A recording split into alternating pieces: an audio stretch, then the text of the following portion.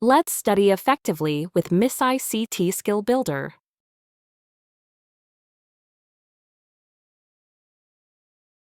Look at the script here in the code editor.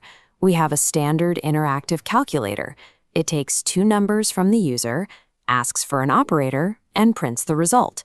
It works perfectly, exactly one time. If we want to run this calculator 100 times, we would have to copy and paste the entire block of code 100 times. The file becomes massive, unreadable, and completely unmanageable.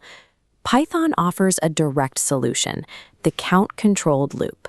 Using the for in range statement, we define exactly how many times we want a specific action to repeat. The structure requires exact syntax. You must place a mandatory colon at the end of the loop instruction. Then every line of code that you want to repeat must be indented beneath it. That indent tells the computer which instructions live inside the loop.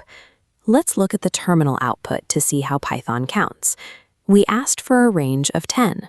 The program runs exactly 10 times, but the counter variable starts at 0 and stops at 9. By wrapping instructions in a loop, a static block of code becomes a continuous, automated process. Loop limits don't have to be hard-coded. Instead of typing 10, we set our range using a variable tied to user input. When the user types 5, the loop adapts immediately, running exactly 5 times and outputting the sequence 0 through 4. Sometimes the counter must start at a specific number. We provide a dual argument range, starting and stopping values. Watch the output. The count stops early. The second argument is non-inclusive. To reach the target, we program the stopping value as the end target plus 1. Separating the number of iterations from the counter's actual starting value gives you absolute control over the boundaries of your script. This script calculates flowing data, asking for a number each cycle.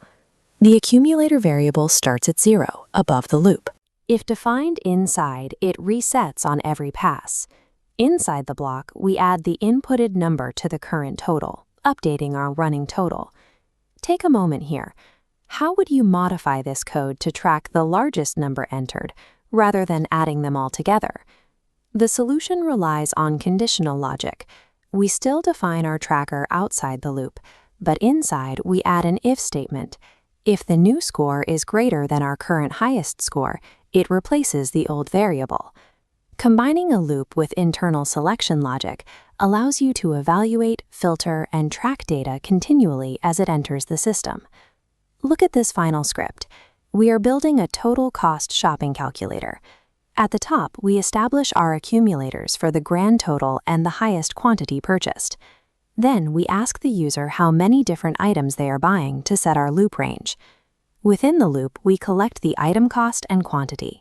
We multiply them to find the line item total and instantly aggregate that into our grand total variable. Right below that math, our embedded if statement checks the current quantity. If it's the largest batch we've seen so far, we update our tracker. To build scripts like this reliably, you rely on 4 rules. Single argument ranges count from 0. Dual argument ranges require setting your end target plus 1. Loops demand a colon and an indented block. And variables that track data over time must live outside the loop structure. Once you command these structural rules, you can process any volume of data efficiently. Thanks for watching. If this helped you clear up the concept, hit that like button and share it with a friend who might be struggling with it too. Let's build those skills together.